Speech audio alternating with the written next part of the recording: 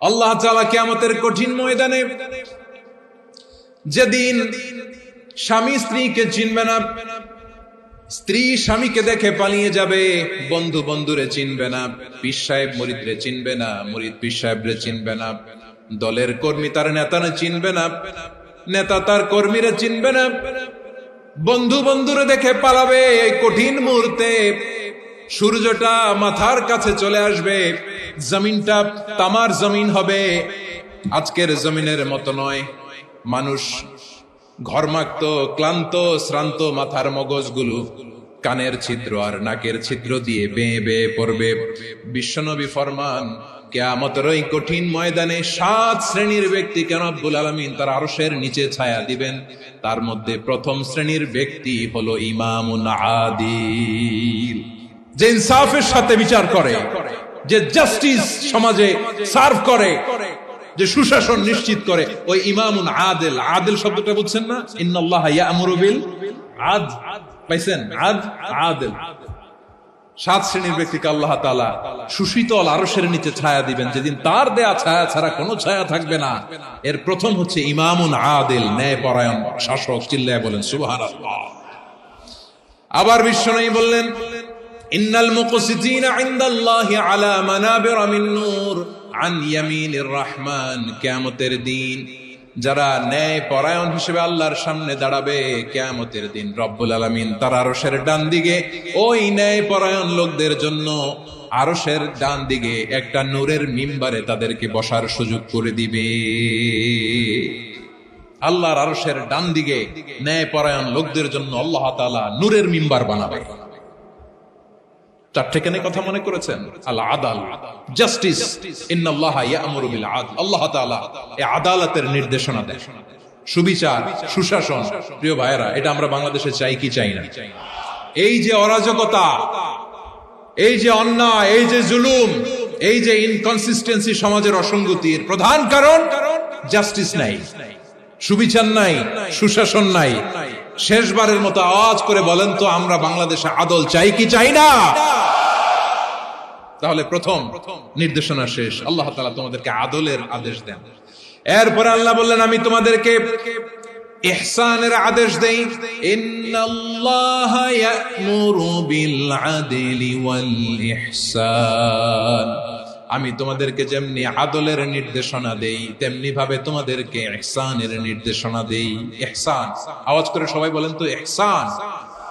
ইহসান মানে কারো প্রতি সফট হার্টেড হওয়া, মহানুভব হওয়া, অনুগ্রহ পরায়ণ হওয়া, অনুগ্রহশীল হওয়া, একে অপরের প্রতি দয়াদ্র হওয়া। একে অপরের প্রতি দয়াদ্র, অনুগ্রহশীল হওয়া ছাড়া মানবিক সমাজ কশিনকালেও গঠন করা সম্ভব না। প্রিয় ভাইয়েরা, সুন্দর আচরণ দিয়ে, ইহসান দিয়ে যা জয় করা যায়, নরম আচরণ দিয়ে যেটা অর্জন করা যায়, কঠোরতা দিয়ে সেটা পারা যায় না। বিষ্ণু ঈসা ইসলাম ইহসান দিয়ে, কোমল আচরণ দিয়ে, তার অনুগ্রহ দিয়ে তিনি অনেক কাফিরের হৃদয়কে জয় করে ফেলেছেন। সাইয়েদনা সুমামা ইবনে উসাল রাদিয়াল্লাহু তাআলা আনহুর কথা মনে পড়ে যায়। তিনি ছিলেন ইয়ামামার বাদশা। মদিনাতে বিশ্বনবীকে হত্যা করার নিয়তে এসেছিলেন। গোপনে গোপনে বিশ্বনবীকে হত্যা করে আবার ইয়ামামাতে তিনি ফিরে যাবেন। কিন্তু কি অবাক করা কাণ্ড, হত্যা করতে পারে নাই, সাহাবাদের হাতে তিনি ধরা পড়ে গেলেন। সাইয়েদনা সুমামা ইবনে উসাল রাদিয়াল্লাহু তাআলা আনহু হত্যার নিয়তে আসলেন, কিন্তু হত্যা করতে পারলেন না। সাহাবারা ওনাকে ধরে ফেললেন, ধরে মসজিদে নববীর পিলারের মধ্যে বেঁধে রাখলেন। সুমামা ইবনে উসাল, সিরাত থেকে শুনলেন, সিরাত থেকে শোনাচ্ছি, রাদিয়াল্লাহু তাআলা আনহু ইয়ামামার অধিপতি ছিলেন। বিশ্বনবীকে হত্যার জন্য আসছেন, ধরা পড়ে গেছেন, এখন মসজিদে নববীতে বেঁধে রাখছেন। তার মানে বন্দী। এখন স্ট্যাটাস কি? বন্দী, ক্যাপ্টিভ। তো বিষ্ণু ঈসা ইসলাম সাহাবাদেরকে বললেন, তার খোঁজ খবর নিও, সুমামা ইবনে উসালের খোঁজ খবর নিও। সাহাবার বলেন, ইয়া রাসূলুল্লাহ, আপনাকে হত্যা করতে এসেছে, তার তো কঠিন ক্যাপিটাল পানিশমেন্ট হওয়া দরকার, কঠিন শাস্তি হওয়া দরকার। বিশ্বনবী বললেন, না, আমি যেটা জানি তোমরা সেটা জানো না, তোমরা সুমামার সাথে ভালো আচরণ করো। বিশ্বনবী সুমামার কাছে গেলেন। প্রথম দিন যে তিনি কালেমার দাওয়াত দিলেন, ইমানের দাওয়াত দিলেন, ইসলামের দাওয়াত দিলেন, রিসালাতের দাওয়াত দিলেন, আখিরাতের দাওয়াত দিলেন। পরের দিন যে বিশ্বনবী সালাতের দাওয়াত দিলেন, যাকাতের দাওয়াত দিলেন, ইসলাম কি, কিভাবে, কেমন করে পালন করতে হয় চমৎকার আর্টিকুলেট করতে শুরু করলেন। তন্ময় হয়ে সুমামা ইবনে উসাল রাদিয়াল্লাহু তাআলা আনহু বিশ্বনবীর কথাগুলো শুনতে আরম্ভ করলো। একদিন নয়, 2 দিন নয়, টানা 3 দিন বিশ্বনবী সুমামার কাছে ইসলামকে প্রেজেন্ট করেছেন, উপস্থাপন করেছেন। আওয়াজ করে বলেন, কয় দিন? 3 দিন। 3 দিন মসজিদে নববীতে বাধা। আর সাহাবীদেরকে বললেন, তার খোঁজ খবর নিও, তোমরা যে রুটি বানাও এর মধ্যে সবচেয়ে ভালো আটার রুটিটা তারে দিও, সবচেয়ে রিফাইন্ড খেজুর, যেটা পিওর খেজুর, এটা তারে দিও। আর বিশ্বনবী নিজের উট থেকে দুধ দহন করে ওনার বাড়ির এক কর্মচারীকে বলেছেন, দুধ দহন করে সুমামার জন্য নিয়ে যেও। সুবহানাল্লাহ পড়বেন না? সবাই তো অবাক, ইয়ামামা থেকে আসছে নবীকে হত্যা করতে, বিশ্বনবী দেখে তারে জামাই আদর করে। একদিন নয়, 2 দিন নয়, টানা 3 দিন বিশ্বনবী এভাবে সুমামার কাছে যেয়ে ইসলামকে প্রেজেন্ট করতে আরম্ভ করলেন, ইসলামকে উপস্থাপন করতে শুরু করলেন। আর তাকে চমৎকার এন্টারটেইনমেন্ট, আপ্যায়ন দিতে আরম্ভ করলেন। টানা 3 দিন যখন ইসলামের দ্য বিউটিজ অফ ইসলাম, ইসলামের সুমহান বাণী, সৌন্দর্য তার কাছে উপস্থাপন শেষ, তাকে আপ্যায়ন শেষ, বিশ্বনবী বললেন সাহাবাদেরকে, যাও এবার সুমামার হাতের পায়ের রশি দুটো খুলে দাও। সাহাবারা তর্ক জুড়ে দিলেন, লা ইয়া রাসূলুল্লাহ, এমনটা করবেন না, তো ভয়ঙ্কর ভয়ঙ্কর খুনি, কি জানি কি হয়ে যায়। বিশ্বনবী বললেন, না, তার হাতে পায়ের রশিগুলো খুলে দাও। সাহাবারা বিশ্বনবীর কথা মতো তার হাতে পায়ের রশিগুলো খুলে দিল। সুমামা মুহূর্তের মধ্যে মসজিদে নববী থেকে বের হয়, ইয়ামামায় ফিরে না যে মসজিদে নববীর পাশে একটা খেজুর বাগান ছিল, সেখানে চলে গেলেন। সেখানে একটা ছোট্ট কুয়া ছিল, কুয়ার পানি দিয়ে তিনি গোসল করলেন। সুবহানাল্লাহ পড়েন। কুয়ার পানি দিয়ে গোসল করে মসজিদে নববীর সামনে এসে বিশ্বনবী এবং সাহাবাদের সামনে দাঁড়িয়ে সাব্বাবা উঁচু করে বললেন, আশহাদু আল্লা ইলাহা ইল্লাল্লাহ ওয়া আশহাদু আন্না মুহাম্মাদান আবদুহু ওয়া রাসূলুহু। আমি সাক্ষ্য দিচ্ছি আল্লাহ ছাড়া কোনো ইলাহ নাই, আর মুহাম্মদ আল্লাহ তাআলার প্রেরিত বান্দা এবং রাসূল। প্রিয় ভাইয়েরা, ইহসান দিয়ে যা জয় করা যায়, কঠোরতা দিয়ে সেটা কঠিনকালেও জয় করা যায় না। আওয়াজ করে বলেন, ঠিক কি না? এবার সুমামা দাঁড়িয়ে বলে, ওগো নবী, আমি তো কালিমা পড়ে মুসলমান হয়ে গেলাম, এবার শোনেন, এই মুহূর্তের আগে আপনার চেহারার চাইতে নিকৃষ্ট কোনো চেহারা আমার কাছে ছিল না, কিন্তু শাহাদা পাঠ করার পরে আপনার চেহারার চাইতে উত্তম শ্রেষ্ঠ কোনো চেহারা আমার কাছে আর নাই। ও নবী, আজকের দিনের আগে ইসলাম ধর্মের চেয়ে নিকৃষ্ট অপছন্দনীয় কোনো ধর্ম আমার কাছে ছিল না, কিন্তু এই মুহূর্ত থেকে ইসলামের চেয়ে সেরা শ্রেষ্ঠ পছন্দনীয় কোনো ধর্ম আমার কাছে নাই। নবী গো, আজকের দিনের আগে মদিনার চাইতে অপছন্দনীয় নিকৃষ্ট কোনো শহর আমার কাছে ছিল না, কিন্তু এই মুহূর্তের পর থেকে মদিনার চাইতে কোনো শ্রেষ্ঠ শহর আমার জানা নাই। সে ছিল গমের বড় ডিলার, গম বেচতো। কি বেচতো? তার গম কিনে মক্কার লোকেরা রুটি খাইতো। সে ঘোষণা দিল, আজকে থেকে মক্কাবাসীদের জন্য সব গম আমি হারাম করে দিলাম, মক্কাবাসী এখন না খেয়ে মরে। সুবহানাল্লাহ পড়বেন না?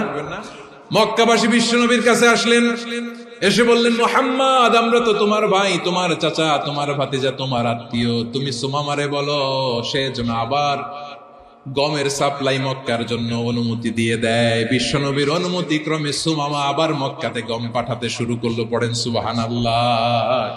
ইহসান, ইহসান দিয়ে আপনি যেটা জয় করতে পারবেন, you can win the heart of your enemies. ইহসান দিয়ে আপনি আপনার শত্রুর হৃদয়কে জয় করতে পারবেন। এজন্য আল্লাহ বললেন, ওয়া আনফিকু ফি সাবিলিল্লাহি ওয়া লা তুলকু বিআইদিকুম ইলাত তাহলুকা ওয়া আহসিনু ইন্নাল্লাহা ইউহিব্বুল মুহসিনিন। তোমরা আল্লাহর রাস্তায় দান করবে আর নিজেরা নিজেদেরকে ধ্বংসের হাতে ঠেলে দিও না। তোমরা একে অপরের প্রতি ইহসান করবে, কারণ ইহসানকারীদেরকে আল্লাহ বড় ভালোবাসেন। সুবহানাল্লাহ পড়েন। আবার সূরা রহমান আল্লাহ বললেন, হাল জাযাউল ইহসানি ইল্লাল ইহসান ফাবিআইয়ি আলা, সবাই পড়েন, ফাবিআইয়ি আলাই রাব্বিকুমা তুকাযযিবান। ইহসানের প্রতিদান হিসেবে ইহসানি হয়। বিশ্বনবী সুমামার প্রতি যেমন ইহসান করেছেন, সুমামাও ঠিক তেমন ইহসান ফিরিয়ে দিয়েছে। ঠিক কিনা বলেন? তাহলে 1 নম্বরে হচ্ছে আদ, ন্যায় বিচার। 2 নম্বরে সবাই বলেন ইহসান, সদাচরণ। ইহসান 2 ধরনের প্রিয় ভাইরা, ইহসান ফিল ইবাদা, ইহসান ফিল মুআমালা। ইহসান ফিল ইবাদা হচ্ছে একাগ্র অনুভবে ইবাদতে ডুব দেওয়া, এর নাম ইবাদতের ইহসান। সুবহানাল্লাহ পড়ুন। বিশ্বনবী বলেন ইহসান মানে কি জানো নাকি? হাদিসে জিবরিলে সাইয়েদনা জিবরিল আলাইহিস সালাম বিশ্বনবীকে বললেন আখবিরনি আনিল ইহসান। নবী আমাদেরকে বলেন ইহসান মানে কি? বিশ্বনবী বললেন আনতা আবুদাল্লাহা কাআন্নাকা তারাহু ফাইন লাম তাকুন তারাহু ফাইন্নাহু ইয়ারাক। ইহসান মানে হলো এমন ভাবে তুমি আল্লাহর সামনে নিজেকে উজাড় করে ইবাদত করবে, তুমি ভাববে তুমি আল্লাহকে দেখতে পাচ্ছ। আর এটা যদি ভাবা তোমার জন্য কঠিন হয়ে যায়, অন্তত এতটুকু তুমি ভাববা যে আল্লাহ তোমাকে দেখতে পাচ্ছেন। ঠিক কিনা বলেন? ও আমার বীর চট্টলার ভাইয়েরা, কেউ যেটা দেখে না সেটা দেখে কে? এই বিশ্বাস হৃদয়ের মধ্যে আছে? নামাজে যখন দাঁড়ান এই ফিলিংসটা আনা যাবে? এসা পর্যন্ত যে আমরা হায়াত পাবো কোনো গ্যারান্টি আছে? সবাই আওয়াজ করে বলেন গ্যারান্টি আছে? গ্যারান্টি নাই। এজন্য বিষ্ণু ইসলাম বলেছে এমন ভাবে নামাজে দাঁড়াও, ইবাদত করো, মনে করো হতে পারে এটাই আমার জীবনের শেষ নামাজ। Perform the salah as if this is your last and final prayer. এমন ভাবে সালাতে দাঁড়াও, ভাবো হতে পারে এটাই তোমার জীবনের শেষ নামাজ। এমন ভাবে নামাজে দাঁড়াও, ভাবো এটাই শেষ নামাজ। তাহলে নামাজে একাগ্রতা বাড়ায় দিবে কে? ফলে ইবাদতের ইহসান আমাদের অর্জিত হবে। আর মুআমালাতে ইহসান হলো, বিশ্বনবী বলেন ইন্নাল্লাহা তাবারাকা ওয়া তাআলা كتب الإحسان على كل شيء فإذا قتلتم فأحسنوا القتلة وإذا ذبحتم فأحسنوا الذبح وليحد أحدكم شفرته وليرح ذبيحته। ইহসান 2 ধরনের, আওয়াজ করে বলতে হবে কয় ধরনের? একটা হচ্ছে ইহসান ফিল ইবাদা, ইবাদতে ইহসান। ইবাদতে ইহসান কি? একাগ্র অনুভব দিয়ে ইবাদত করা, মন প্রাণ দিয়ে ইবাদত করা। আর মুআমালাতে ইহসান কি? সব কাজে, দৈনন্দিন কাজে, কর্মে, সামাজিক অ্যাক্টিভিটিতে কোমলতা প্রদর্শন করা, অনুগ্রহের সাথে সবকিছু করা। আল্লাহ তাআলা ইন্নাল্লাহা তাবারাকা ওয়া তাআলা কাতাবাল ইহসান আলা কুল্লি শাই, তিনি সবকিছুর ব্যাপারে ইহসানকে আবশ্যক করেছেন। সবকিছু, মুমিনের সব কাজে ইহসানের পরশ থাকবে। ওয়া ইযা কাতালতুম ফাহসিনুল কিতলা, বিষ্ণুই বলেন তুমি যখন কাউকে হত্যা করো ইহসানের সাথে করো। সুবহানাল্লাহ পড়বেন না? যখন হত্যা করো তখনও ইহসানের সাথে। আচ্ছা হত্যা করবো আবার ইহসান আসবে করতে, করে তো মেরেই ফেলবো আমি। আল্লাহ, ও ভাই একজন খুন করেছে, খুনি, রাষ্ট্রীয় আইনে তার শাস্তি হয়েছে ডেথ পেনাল্টি, মৃত্যুদণ্ড। এখন মৃত্যুদণ্ড দেখে আপনি যেমনি মন চায় তেমনি মারবেন লোকটারে? ওর নাক কেটে ফেলতে পারবেন? ওর কান কাটতে পারবেন? ওর চোখ উপড়ে ফেলতে পারবেন আপনি? যেমন মন চায় তার অঙ্গহানি করা যাবে না। ইহসানের সাথে তাকে হত্যা করো। সুবহানাল্লাহ, this is Islam, this is the true essence of ইসলাম।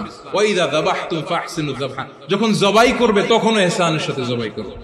করব জবাই, ওইখানেও নাকি ইহসান। আচ্ছা কুরবানির দিন আমরা পশুগুলোরে কি করি বলেন সবাই আওয়াজ করে? জবাই। জবাই মানে তো এটার মেরেই ফেলতেছি, একটু পরে তো টুকরো টুকরো করে গোশতগুলো খাবো, এটা তো খাবো, এটা তো মেরেই ফেলবে। বিষ্ণু বলে না, জবাইয়ের মধ্যেও মুমিনের জবের ভেতরেও ইহসানের পরশ থাকা চাই। যখন জবাই করবে প্রাণীটাকে হাত পা টাইট করে বেঁধে নাও, ছুরিটাকে শার্পেন করে নাও, ধারালো করে নাও, যাতে অল্প সময়ে জবাইটা হয়ে যায়, প্রাণীটা যাতে কম কষ্ট পায়। সুবহানাল্লাহ পড়ে। দিস ইজ কল্ড ইহসান। আল্লাহ তাআলা যেমনি আদলের আদেশ করেছেন, ন্যায় বিচার, জাস্টিস এনশিওর করতে বলেছেন, সমাজে ইহসানের ব্যবহার, ইহসানের অনুশীলন তিনি করতে বলেছেন। এজন্য মুমিনের প্রতিটি কাজে, আমার চট্টগ্রামের ভাইয়েরা আমার দিকে তাকান, খেয়াল করে শুনুন, মুমিন জীবনের প্রতিটি কাজে ইহসানের পরশ থাকা চাই। আমরা যেন আমাদের পরিবারের প্রতি ইহসান করি, আমরা যেন আমাদের কর্মচারীদের প্রতি ইহসান করি, আমরা যেন আমাদের কলিগদের প্রতি ইহসান করি, আমরা যেন আমাদের ভাইদের প্রতি ইহসান করি। মুমিন জীবনের প্রতি কাজে ইহসানের পরশ থাকার দরকার আছে না নাই? কথা বুঝতে পেরেছেন? তাহলে আল্লাহ তাআলার 3টা আদেশ ছিল, কয়টা গেল? প্রথমে কি ছিল? আদল। 2 নম্বরে তিন নম্বরে রব্বুল আলামিন বললেন ওয়া ইতাইদিল কুরবা, নিকটাত্মীয়দেরকে দান করো। নিকট আত্মীয়দেরকে দাও, যারা তোমাদের ব্লাড কানেকশনের আত্মীয় তাদেরকে তোমরা দাও।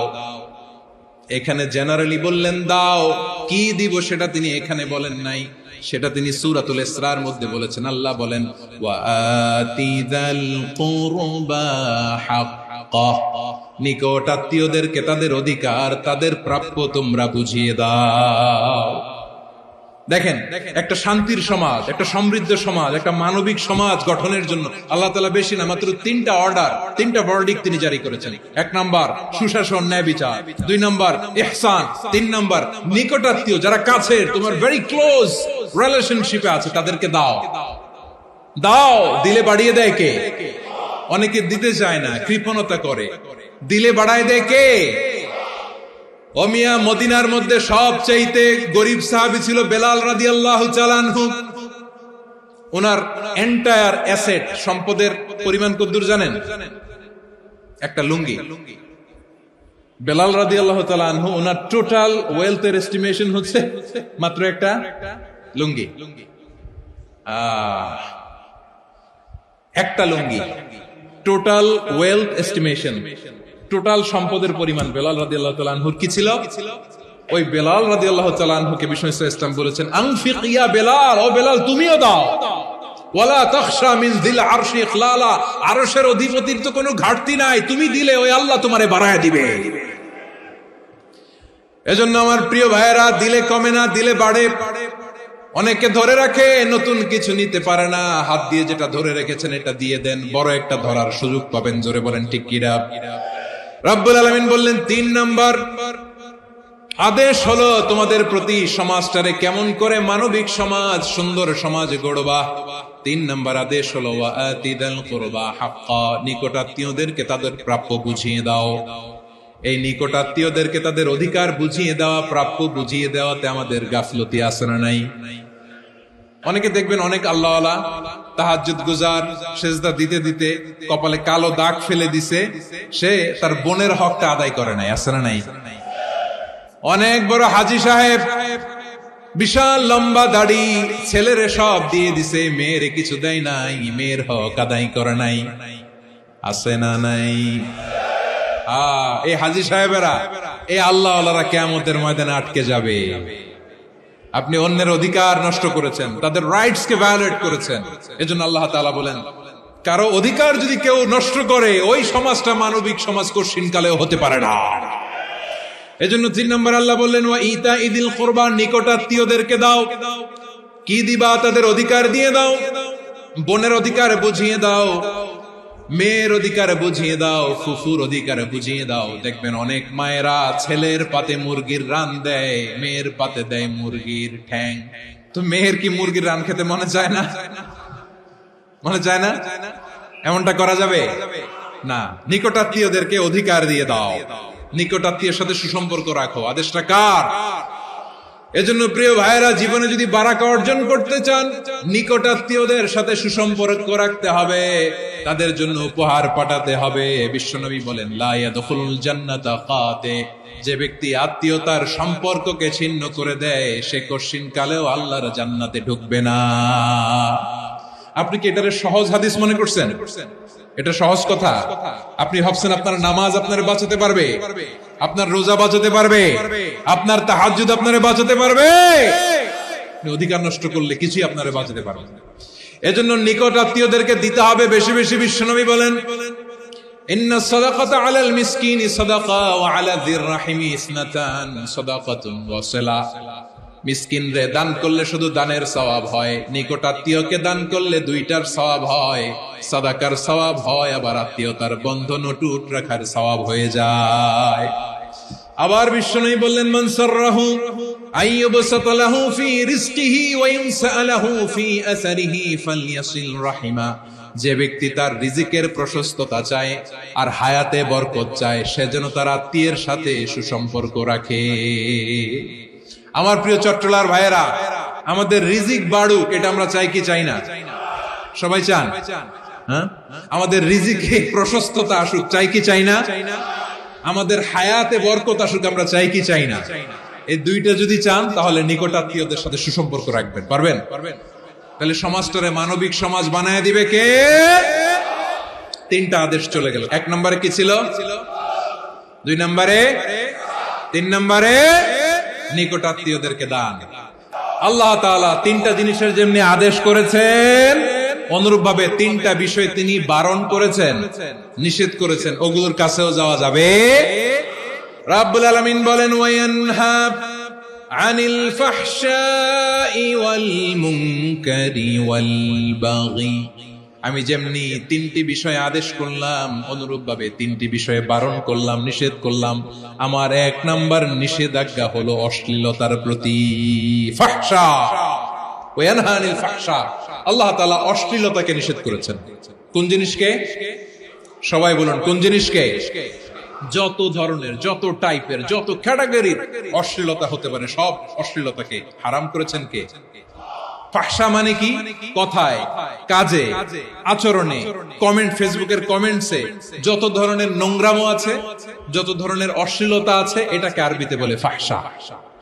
রাব্বুল আলামিন বলেন, কুল ইন্নামা حرم ربي الفواحش ما ظهر منها وما بطن।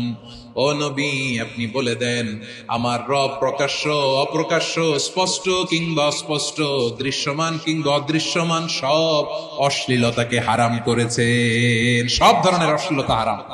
আল্লাহ তাআলা আমাদেরকে অশ্লীলতা থেকে বাঁচান। এবার বলেন, আমাদের সমাজে অশ্লীলতা আছে না নাই? অশ্লীলতা নানা ভাবে, নানা নামে, নানা মোড়কে আমাদের সমাজে আছে না নাই? সংস্কৃতির নামে, ফ্যাশনের নামে, বিনোদনের নামে, উপন্যাসের নামে, কনসার্টের নামে অশ্লীলতা আছে না নাই? আপনি দেখেছেন কনসার্টগুলোর অবস্থা? আমাদের তরুণ তরুণীরা, আমাদের যুবক যুবতীরা, আমাদের জেনজিরা, কি অবস্থা ওইখানে? কনসার্টের নামে অশ্লীলতা আছে না নাই? ছেলে মেয়ে একে অপরকে জড়ায় ধরতেছে, একে অপরকে চুমু খাচ্ছে, প্রকাশ্যে, দিবালোকে, গণমানুষের সামনে। আল্লাহ তাআলা এই অশ্লীলতা থেকে আমাদেরকে বেঁচে থাকতে বলেছেন। রূপালী জগতের নামে অশ্লীলতা আছে না নাই? এই টার্মটা আপনারা জানেন না? রূপালী জগৎ কি জগৎ? আসলে কি রূপালী জগৎ না অন্ধকার জগৎ? আমার বোনেরা, আপনাদেরকে যে কি বলে তারা বুঝায়, রূপালী জগৎ শুনেই আপনি ভরকে যাবেন না। রূপালী জগতে যে নারী যত বেশি উলঙ্গ, সে নাকি তত বেশি সাহসী। জানেন?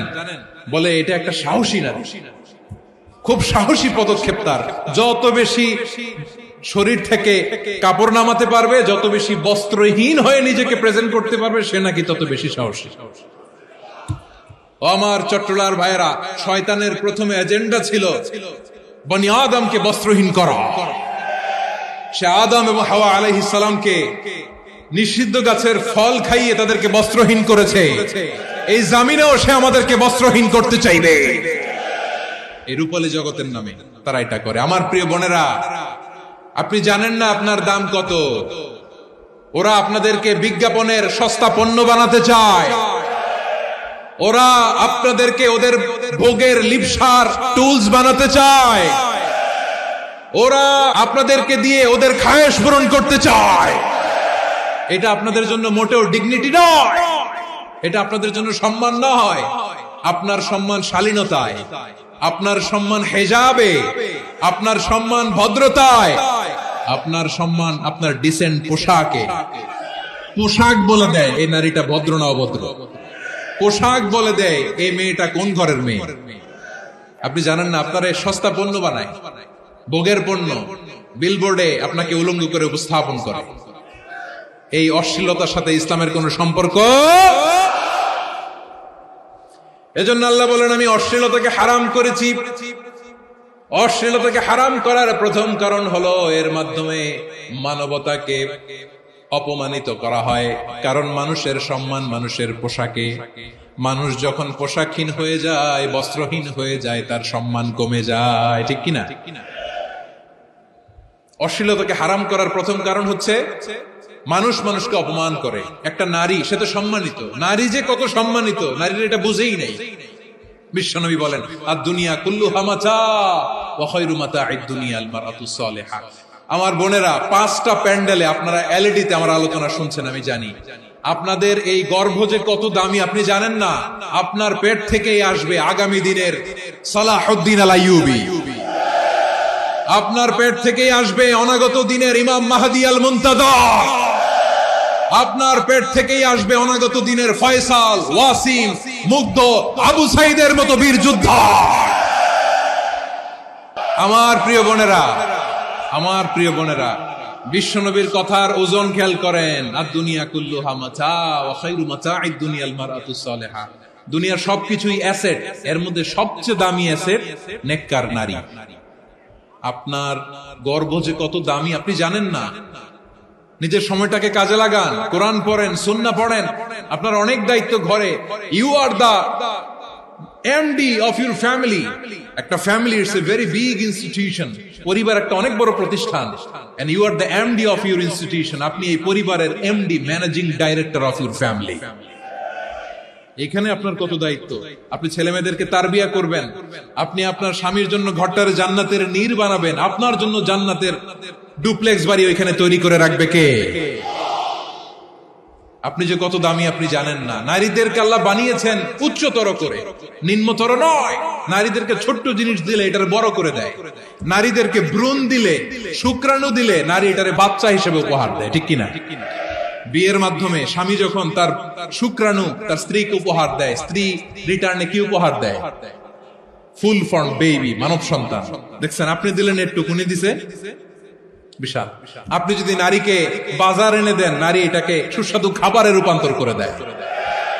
আপনি তাকে একটা মুচকি হাসি দিয়ে দেন, সে তার কলিজা দিয়ে দেয়। কিন্তু যদি আপনি তার মনে কষ্ট দেন, সে আপনার জীবনকে জাহান্নাম বানায়া দেয়। নারীর মন বুঝতে পারলে নেয়ামত, বুঝতে না পারলে কিয়ামত। আমার প্রিয় বোনেরা, আপনি যে কত দামি আপনি জানেন না।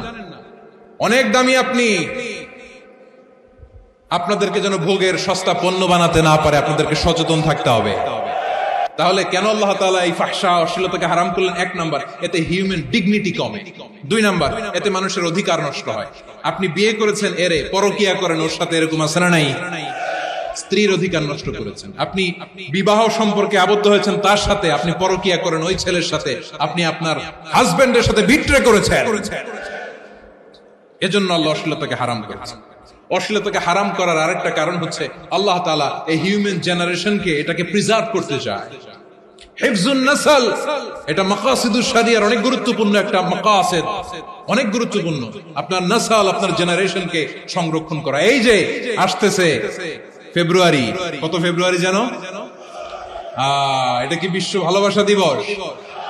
হ্যাঁ, কি দিবস? এই বিশ্ব ভালোবাসা দিবসের সাথে মুসলমানদের কোনো সম্পর্ক নাই। আমার প্রিয় ভাইরা, এই যে আপনি অবৈধ সম্পর্কে জড়ালেন, কেন আল্লাহ অশ্লীলতাকে হারাম করেছে দেখেন। বলতেছিলাম যে এটা আপনার নাসল, আপনার জেনারেশন, আপনার লিনিয়েজ, আপনার বংশকে প্রিজার্ভ করা। কে কার বাবা, কে কার মা, বাবা মা জানা, প্রজন্মকে প্রিজার্ভ করা, এটা ইসলাম ওয়াজিব করে দিয়েছে। এই যে অবৈধ সম্পর্কের কারণে, বিশ্ব বেহায়া দিবসের কারণে, এগুলোর আউটকাম, আউটপুট হিসেবে মাঝে মাঝে এই ঢাকা মেডিকেলের ডাস্টবিনে নবজাতকের বাচ্চার কান্নার আওয়াজ শুনতে পাওয়া যায়। চট্টগ্রাম মেডিকেলের ডাস্টবিনে নবজাতকের কান্না শুনতে পাওয়া যায়। বীর চট্টলার মুসলমানেরা বুঝতে পারলে আওয়াজ করে বলেন, এই যে চট্টগ্রাম মেডিকেলে যে নবজাতকটা পাওয়া গেল, ওর বাবাকে আমাকে বলেন, ওর মাকে, ও কোন ফ্যামিলির সন্তান কেউ জানে? আপনি হিউম্যান ডিগনিটিকে অপমান করেছেন না? আপনি তার ভবিষ্যৎকে অন্ধকার করেছেন না? আপনি তার লিনিয়েজকে প্রশ্নবিদ্ধ করে দিয়েছেন না? এই জন্য আল্লাহ তাআলা অশ্লীলতাকে আমাদের জন্য হারাম করে দিয়েছেন। পড়েন সুবহানাল্লাহ। এই জন্য রাব্বুল আলামিন বলেন, কুল ইন্নামা হারামা রাব্বিয়াল ফাওয়াহিশা মা যাহারা মিনহা ওয়া মা বাতান। প্রকাশ্য অপ্রকাশ্য সব অশ্লীলতাকে হারাম ঘোষণা করে দিয়েছে কে? আবার দুনিয়ার বুকে যারা অশ্লীলতার প্রসার করে তাদের জন্য শাস্তি মজুদ রেখেছে কে? রব্বুল আলামিন বলেন, ইন্নাল্লাযীনা ইউহিব্বুনা আন তাশিআল ফাহিশাতু ফিল্লাযীনা আমানু লাহুম আযাবুন আলীমুন ফিদ দুনিয়া ওয়াল আখিরাতি ওয়াল্লাহু ইয়ালামু ওয়া আনতুম লা তা'লামুন। নিশ্চয়ই যারা বিশ্বাসীদের মাঝে অশ্লীলতার প্রচার প্রসার করতে চায় তাদের জন্য আমি মর্মন্তুদ শাস্তি প্রস্তুত করে রেখেছি, দুনিয়াতেও রেখেছি, আখিরাতেও রেখেছি। ঘোষণাটা কার? যারা এই নাটকের নামে, সিনেমার নামে, রূপালী জগতের নামে, মুভির নামে, ওটিটি প্ল্যাটফর্মের নামে আমার সমাজে অশ্লীলতা ছড়াতে চায়, তাদের জন্য কঠিন মর্মন্তুদ শাস্তি মজুদ রেখে দিয়েছে কে? ও আমার বোনেরা, এখনো আপনি জাগবেন না? এখনো আপনার চিন্তার দুয়ারে এখনো নাড়া পড়ে নাই? ওরা আপনাকে উলঙ্গ বানাতে চায়, ওরা আপনাকে আইটেম গার্ল বানাতে চায়। এজন্য ইসলাম অশ্লীলতাকে হারাম করেছে। হারাম। ইসলাম বলেছে যোজন যোজন দূরে থাকো, ওরা বলে না কাছে আসো, কাছে আসার গল্প, ক্লোজ আপ ওয়ান, কাছে আসার গল্প আছে না নাই? তাহলে অশ্লীলতার সাথে আমাদের কোনো সম্পর্ক? সবাই বলতে পারেননি, আওয়াজ করে বলুন, অশ্লীলতার সাথে আমাদের কোনো সম্পর্ক? আমরা এই সমস্ত ক্লোজ আপ ওয়ান, কাছে আসার গল্পের প্রোগ্রামে যাব? আমরা কোন ধরনের অশ্লীল কন্টেন্ট সোশ্যাল মিডিয়ায়, টিভিতে দেখব? কি যুগ যে আমরা কাটাচ্ছি আপনি কল্পনা করতে পারবেন না। পর্ন ইন্ডাস্ট্রি, নারী পুরুষের বস্ত্রহীন যুগল দৃশ্য, এটাকে দিয়ে ওরা কোটি ডলারের ইন্ডাস্ট্রি বানিয়েছে। পুরো মানব ইতিহাসে এরকম জঘন্য সময় মানব ইতিহাস পার করে নাই। পর্ন এটা ইন্ডাস্ট্রি হয়ে গেছে। আমাদের এই যুবকগুলো, জেনজি গুলো, ওদের চরিত্র বাঁচাবে কি করে? কেমন করে হেফাজত করবে ওদের এই মূল্যবান চরিত্র? আমার প্রিয় ভাইরা, এই অশ্লীলতার দ্য লেটেস্ট ভার্সন হচ্ছে LGBTQ, শরীফ থেকে শরীফা। শুনছেন আপনারা? দেখতে পুরুষ, আসলেই পুরুষ, সুস্থ একজন পুরুষ, 4 সন্তানের বাবা, বলে আমি মনে মনে নারী। দেখতে নারী, সুস্থ নারী, আসলেই সে দিব্যি একজন নারী, বলে আমি মনে মনে পুরুষ। সবচেয়ে ভয়ঙ্কর অশ্লীলতার সবচাইতে লেটেস্ট ভার্সন হচ্ছে এই ট্রান্সজেন্ডারিজম। সুস্থ পুরুষ তার বায়োলজিক্যাল গ্রোথকে হরমোন দিয়ে স্টপ করে দিয়ে সে সার্জারি করে নারী হতে চায়। সুস্থ নারী পুরুষ হতে চায়। পুরুষ পুরুষের প্রতি সেক্সুয়ালি আকর্ষণ বোধ করে। এটা লূত আলাইহিস সালামের কওমের মধ্যে ছিল। এটাকেও আল্লাহ কোরআনে ফাহিশা বলেছেন। ওয়ালুতান ইয قال لقومه أتأتون الفاحشة ما سبقكم بها من أحد من العالمين। লূত আলাইহিস সালাম বললেন, তোমরা কি এমন এক অশ্লীল কার্যক্রমে ডুব দিলে নাকি যেটা গোটা বিশ্বের কেউ কখনো করে নাই, তোমরাই প্রথম করেছো? পড়েন নাউযু বিল্লাহ। এই পশ্চিমের এই রোগ আমার দেশে যেন আসতে না পারে, আমাদের সজাগ থাকতে হবে। প্রিয় ভাইরা, চিল্লায় বলেন ঠিক কিনা? পশ্চিমের অবস্থা ভয়ঙ্কর। পাশ্চাত্যে, আমি যুক্তরাষ্ট্রে ছিলাম অনেকদিন, কয়েক মাস, বিভিন্ন স্টেটে ঘুরেছি। গার্ডিয়ানরা উদ্বিগ্ন, ছেলে মেয়েদেরকে, ছোট্ট ছেলে মেয়ে, ওদেরকে জিজ্ঞেস করে, তুমি how do you feel right now inside yourself? তুমি ভিতরে ভিতরে কেমন ফিল করো? তোমার কি ছেলে ছেলে লাগে না মেয়ে মেয়ে লাগে?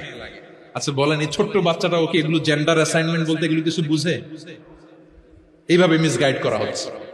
কৌতূহল বশত ছোট্ট ছেলে যদি বলে আমার তো মেয়ে মেয়ে লাগে, তখন বলে যে না তুমি মেয়ে, ছেলে না।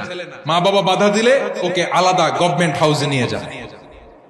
ভয়ঙ্করতম অবস্থা। আমরা একটা সময় শুনতাম যে হুজুর আমার ছেলেটা খুব ভালো, হাফেজে কোরআন, আল্লাহওয়ালা। হুজুর আমার ছেলে দাড়ি রাখছে, আল্লাহওয়ালা। হুজুর আমার ছেলে 5 ওয়াক্ত সালাত জামাতের সাথে পড়ে, তার মানে আল্লাহওয়ালা। পশ্চিমে যে আমি কি শুনছি জানেন? ওরা বলে হুজুর আমার ছেলেটা ইউনিভার্সিটির একটা মেয়ের সাথে প্রেম করে, ও খুব আল্লাহওয়ালা, হুজুর দোয়া করবেন। এর কারণ ওদের কাছে আল্লাহওয়ালার ক্রাইটেরিয়া হচ্ছে, হুজুর আমার ছেলেটা আরেক ছেলের পছন্দ করে নাই, আমার মেয়েটা আরেক মেয়েকে ভালোবাসে নাই, এজন্য আমার ছেলেটা আল্লাহওয়ালা, হুজুর ওর জন্য একটু দোয়া করে দিয়ে। কি চ্যালেঞ্জ ওরা ফেস করতেছে। ওনার ছেলে যে আরেক ছেলেরে বিয়ে করবে না, এটাতেই উনি খুশি যে আলহামদুলিল্লাহ আমার ছেলেটা একটা মেয়েরে ভালোবাসে, আমার মেয়েটা একটা ছেলেরে ভালোবাসে, মানে এটা খুব আল্লাহওয়ালা। নাউজুবিল্লাহ পড়তে পারলেন না? এজন্য অশ্লীলতার সাথে আমাদের কোন সম্পর্ক। রব্বুল আলামিন বলেন, ওয়ায়ানহা আনিল ফাহশাই ওয়াল মুনকারি ওয়াল বাগি, তিনটা জিনিসকে আমি নিষিদ্ধ করলাম। এক নাম্বার হলো ফাহশা, অশ্লীলতা। দুই নম্বরে হলো মুনকার, সমস্ত মন্দ কাজ। মুনকার মানে হচ্ছে যত মন্দ কাজ, খারাপ কাজ, বাজে কাজ, এটার বলে মুনকার। এটার কি বলে? আপনারা পড়ছেন না, তা'মুরুনা বিল মা'রুফি ওয়া তানহাউনা আনিল মুনকার। সৎ কাজের আদেশ, অসৎ কাজের নিষেধ। মুনকার, মুনকার হচ্ছে মানুষের স্বাভাবিক বিবেকবোধ যেটাকে খারাপ বলে, ওইটাই মুনকার। পৃথিবীর সব আসমানি গ্রন্থ যেটাকে খারাপ বলেছে, মানুষের স্বাভাবিক বিবেকবোধ যেটাকে খারাপ বলেছে, এগুলো সব মুনকার। যেমন ইফতিজিং, এটা কি ভালো না খারাপ? মজুদদারি, খাদ্যে ভেজাল দেওয়া, ওজনে কম দেওয়া, মাছে ফরমালিন মিশানো, চাঁদাবাজি, টেন্ডারবাজি, দখলবাজি, এগুলো আমাদের স্বাভাবিক বিবেকেই বলে এগুলো খারাপ, এগুলো হচ্ছে মুনকার। আল্লাহ তাআলা এই মুনকার থেকে আমাদেরকে বেঁচে থাকতে বলেন, আর শয়তান এই মুনকারের প্রতি আমাদেরকে উদ্বুদ্ধ করে। আল্লাহ তাআলা বললেন, ইয়া আইয়ুহাল্লাযীনা আমানু লা তাত্তাবিউ খুতুওয়াতিশ শাইতান ওয়া মান ইয়াত্তাবি' খুতুওয়াতিশ শাইতানি ফাইন্নাহু ইয়া'মুরু বিল ফাহশাই ওয়াল মুনকার। আল্লাহ বললেন, আমার গোলামেরা শোনো শোনো, ও আমার বিশ্বাসী বান্দারা খবরদার, তোমরা কশিনকালেও শয়তানের পদাঙ্ক অনুসরণ করবে না, কারণ শয়তান তোমাদেরকে অশ্লীলতা এবং মন্দ কাজের দিকে উদ্বুদ্ধ করে। আমাদের কাজ হচ্ছে শয়তান আমাদেরকে যেদিকে নিতে চায় আমরা তার উল্টা দিকে যাব। শয়তান এই মন্দ কাজকে আমাদের কাছে বিউটিফাই করে, চাকচিক্যময় করে আমাদের সামনে উপস্থাপন করে। এজন্য আল্লাহ বলেন, মুনকারকে থামাতে হবে, মুনকার প্রতিরোধ করতে হবে। মুনকার প্রতিরোধের দায়িত্ব শুধু আমাদের নাকি? শুধু আপনার খতিব সাহেবের, ইমাম সাহেবের, নাকি মুসলিম উম্মার সবার? আওয়াজ করে বলুন, মুনকার, অসৎ কাজ প্রতিরোধের দায়িত্ব কার? রাব্বুল আলামিন বলেন, কুনতুম খায়রা উম্মাতিন উখরিজাত লিন-নাসি তা'মুরুনা বিল মা'রুফি ওয়া তানহাউনা আনিল মুনকার। তোমাদেরকে শ্রেষ্ঠ জাতি করে জমিনের মধ্যে আবির্ভূত করা হয়েছে, যাতে করে তোমরা জমিনের ভেতরে সৎ কাজের আদেশ করতে পারো আর অসৎ কাজের নিষেধ করতে পারো। উম্মাহ, কুনতুম খায়রা, তাহলে গোটা উম্মার দায়িত্ব, এটা বুঝতে পারছেন তো? আচ্ছা, আরো নিচে আসেন। এরপরে আল্লাহ বললেন, শুধু উম্মাহ না, এই জমিনের রাজত্ব আমি যাদের হাতে দেই, এই জমিনের মালিক আমি যাদেরকে বানিয়ে দেই, যাদেরকে আমি সরকারের দায়িত্ব দেই, তাদেরকেও মুনকার প্রতিরোধের দায়িত্ব দিয়েছে কে? আল্লাহ বলেন, যারা ক্ষমতার মসনদে বসেছে তাদেরকে 4 দফা কর্মসূচি আমি আল্লাহ দিলাম। আওয়াজ করে বলেন, কয় দফা? আল্লাহ বলেন, আল্লাযীনা ইম্মাক্কান্নাহুম ফিল আরদি আকামুস সালাতা ওয়া আতাউয যাকাতা ওয়া আমারু বিল মা'রুফি ওয়া নাহাউ আনিল মুনকার ওয়ালিল্লাহি আকিবাতুল উমুর। যারা এই জমিনের উত্তরাধিকার হয়েছে তারা 4 দফা কর্মসূচি নিয়ে সামনে আগাবা।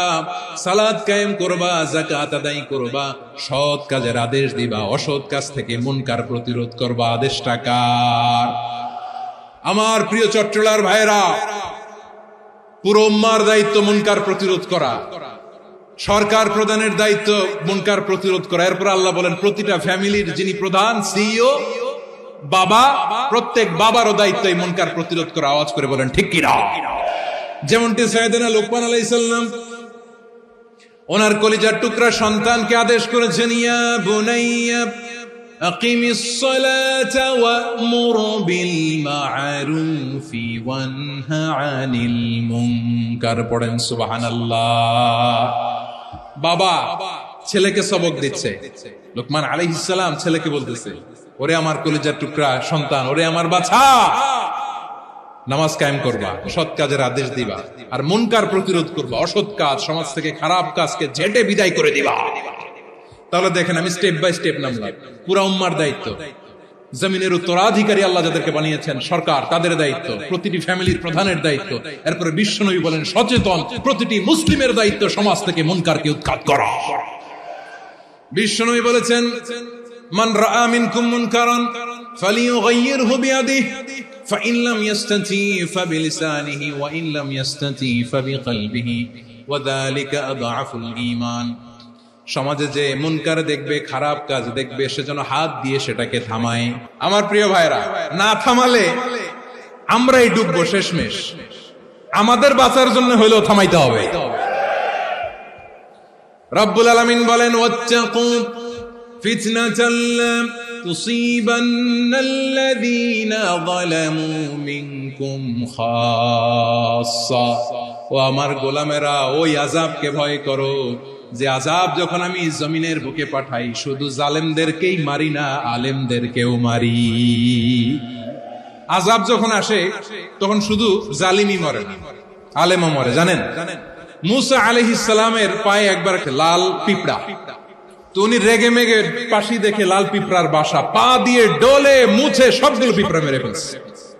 এই ঘটনাটা আল্লাহ ঘটিয়েছেন এজন্য মুসা আলাইহিস সালাম ছিলেন কালিমুল্লাহ, সরাসরি আল্লাহর সাথে কথা বলতেন। তিনি আল্লাহকে জিজ্ঞেস করেছিলেন, আল্লাহ তুমি যখন কোন জনপদে আযাব পাঠাও, শাস্তি দাও, ওখানকার শুধু জালেমরাই তো মরে না, ভালো মানুষগুলোও মরে, তো আযাব দিবা মুশরিকদের উপর দিবা, অবাধ্যদের উপর দিবা, ভালো মানুষগুলোরে মারো কেন?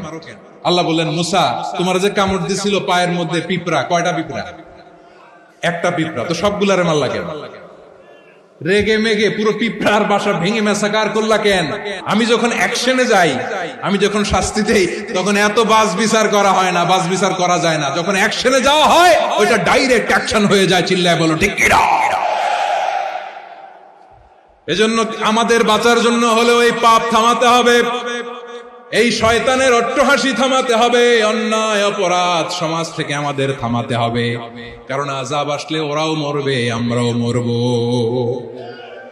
একটা জাহাজ 2 তলা, আপনি আছেন 2য় তলায়, নিচের তলার কিছু লোক জাহাজের তলা ছিদ্র করতে আরম্ভ করছে। কি ছিদ্র করতেছে? আচ্ছা, জাহাজের তলা ছিদ্র করলে তলা দিয়ে কি ঢুকে? এখন আপনি যদি বলেন আমার কি, আমি তো 2 তলায়, আমি তো ভালো আছি, ওরা ছিদ্র করে ওরা মরবে। আসলে কি শুধু ওরা মরবে? তলা দিয়ে যখন পানি ঢুকবে, জাহাজ ঢুকলে আপনিও মরবেন। এজন্য নিজে মরার আগে ওই পাগলগুলোর নিচতলায় যে থামাতে হবে। চিল্লায় বলেন ঠিক কি না? এজন্য আল্লাহ বললেন, মুনকার প্রতিরোধের দায়িত্ব সমাজের টপ টু বটম সবার। এজন্য মুনকার প্রতিরোধ করার দরকার আছে না নাই? সমাজে এই যে ইফটিজিং হয়, আপনার বোনের বয়সী একটা মেয়েকে কিছু বকাটে টিটকারি করে, এই বলে সেই বলে, নোংরা কথা বলে, রাস্তায় দেখেও আপনি পাশ দিয়ে না দেখার মতো চলে যান কেন? আপনি দাঁড়ান না কেন? আপনি দাঁড়ালেই তো থেমে যাবে, কারণ সত্যের যে শক্তি, তার সামনে মিথ্যা মুখ থুবড়ে পড়ে। আপনার সামনেও কিছুই না, নাথিং। আপনি দাঁড়ান, ওকে প্রশ্ন করেন যে আমার বোনকে তুমি ডিস্টার্ব করো কেন? আপনাকে দেখে আরো 5 জন দাঁড়াবে, 5 জনকে দেখে আরো 10 জন দাঁড়াবে। আমাদের নীরবতা আর আমাদের নিশ্চুপ থাকাই জালিমদেরকে আরো শক্তিশালী জালিম বানিয়েছে। এজন্য মুনকার প্রতিরোধের দায়িত্ব আমাদের সবার। টেন্ডারবাজি, চাঁদাবাজি, দুর্নীতি, অপরাধ, দখলদারিত্ব, মজুদদারি, এগুলো সবকিছু একসাথে প্রতিরোধ করতে হবে। ঠিক কিনা বলেন? একটা মানবিক সমাজ যদি চাই, প্রতিরোধ করতে হবে। প্রিয় ভাইয়েরা, আল্লাহর শপথ নিয়ে বলি, এই নাসিহাত গুলো সবার জন্য, সব দলের জন্য, সব মতের মানুষের জন্য। আমরা কোন দলের প্রতি মানুষকে ডাকি না, আমরা ডাকি ইসলামের দিকে। সব দলের, সব মতের, সব মানুষদেরকে আমরা আহ্বান জানাই, আসুন আমরা একটা সুন্দর সমাজ বিনির্মাণ করি। এই যে নতুন বাংলাদেশের এক সুযোগ এসেছে, আর জীবনে হয়তো আসবে না, সামনের 100 বছর এই সময় আসবে না। আসুন দেশটাকে আমরা সাজাই, আসুন আমরা দুর্নীতি বন্ধ করি, আসুন আমরা চাঁদাবাজি বন্ধ করি, আসুন আমরা দখলদারিত্ব বন্ধ করি, আসুন আমরা এক দল আরেক দলকে নিশ্চিহ্ন করার যে রাজনীতি, এটা বন্ধ করি। সব দলের প্রতি আমার আহ্বান, আমরা চাঁদাবাজ মুক্ত বাংলাদেশ চাই, জুলুম মুক্ত বাংলাদেশ চাই, ফ্যাসিজম মুক্ত বাংলাদেশ চাই, গুণ খুন খারাপি মুক্ত বাংলাদেশ চাই, আমরা নতুন ভোরের বাংলাদেশ চাই। ওই বাংলাদেশ পাওয়ার জন্য মুনকার প্রতিরোধে, অন্যায় প্রতিরোধে যদি বাঘের বাচ্চার মতো, আবু সাইদের মতো দুই হাত উঁচু করে বুককে টান টান করে প্রসারিত করে দাঁড়াতে হয়, রাজি আছো মুসলমান? রাব্বুল আলামিন বলেন, ওয়ায়ানহা আনিল ফাহশাই ওয়াল মুনকারি ওয়াল বাগি ইয়াইদুকুম লাআল্লাকুম তাযাক্কারুন। আল্লাহ বললেন, আমি অশ্লীলতাকে নিষেধ করি, আমি সব ধরনের মন্দ কাজকে নিষিদ্ধ করি, সব শেষে আমি সীমা লঙ্ঘনকে তোমাদের জন্য নিষিদ্ধ করি। নিষিদ্ধ করেছেন কয়টা জিনিস? এক নম্বরে অশ্লীলতা, দুই নম্বরে মুনকার তথা সব মন্দ কাজ, তিন নম্বরে আল বাগি সীমা লঙ্ঘন, ক্রসিং দ্য লিমিট।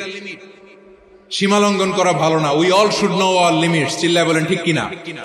একই আয়াতে আল্লাহ বললেন, কুল ইন্নামা হাররামা রাব্বিয়াল ফাওয়াহিশা মা যাহারা মিনহা ওয়া মা বাতানা ওয়াল ইসমা ওয়াল বাগিয়া বিগাইরিল হক।